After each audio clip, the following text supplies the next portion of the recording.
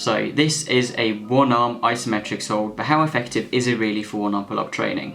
Stay tuned because today we find out. Isometric holds can be done at several different angles and have, in my experience, been an amazing tool for working towards the one-arm pull-up. They can be great for targeting specific ranges of the movement, such as if you struggle with locking off, or just generally for improving unilateral strength. Now, isometrics are typically divided into two categories. They're either called a yielding isometric, which is when you hold a weight in place, preventing it from dropping down. For example, think about the plank. Or isometrics can be classified as overcoming isometrics, in which case you're trying to move a resistance that cannot be moved, such as, for example, pushing a wall away from you. It doesn't really matter whether you classify it as a yielding isometric or as an overcoming isometric. As you get better at these, there'll be like time under tension is what really matters. Like they'll become more as a yielding isometric, and the longer you can hold them, the more load you sort of put into those arms and the more strength you build, the better. At some point you might want to look into switching up the isometrics you're training though.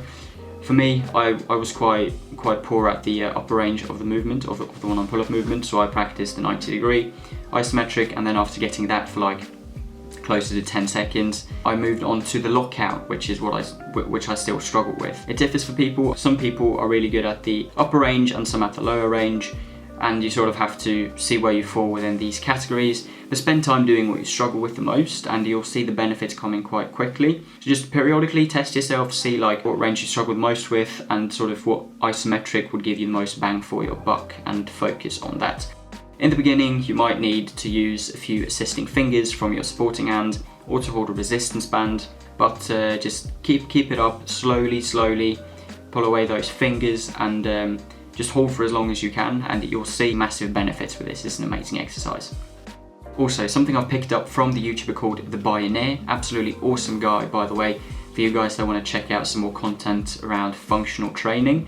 Absolute beast, this guy. He taught me that an isometric has an area of effect of around 30 degrees. If you guys don't want to focus on a particular range of motion, or you feel like you're as strong or as weak in both upper and lower half of the movement, it might be a good practice to implement one isometric at above 90, one at ish 90 and one at below 90, and just keep rolling with each of those.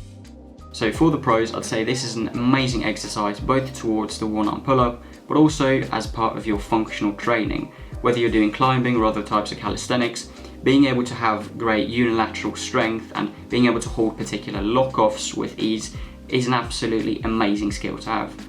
Now for the cons, I don't really have a lot to say on this. I think the exercises are pretty awesome. I'd say that they're not the best for, connecting the dots between iso holds isn't just done automatically, I suppose.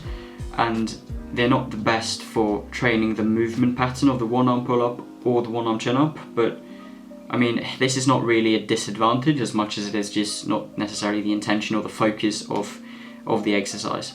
So yeah, in my experience, isometric holds have been absolutely amazing for working towards the one-arm pull-up, and they would do a lot for you in terms of functional training and strength in general, being able to do better lock-off holds when climbing, or just better unilateral strength for calisthenics or other types of training. Sure, they don't do the most for the movement pattern or your body's understanding of how to do the entire thing, but this is not really the focus of the isometric holds, and you'll anyways use other exercises, but this is definitely one to consider. If I were you, I'd make isometrics hold a staple in my training routine and stick with it. Like sometimes it might seem a bit slow, but trust me, they're great for building that unilateral strength. So thanks for watching today's video. If you like what you saw, consider giving it a like down below. If you have anything you want to tell me or a video idea, let me know in the comments down below. And as always, remember to keep on training, train what you love, and I'll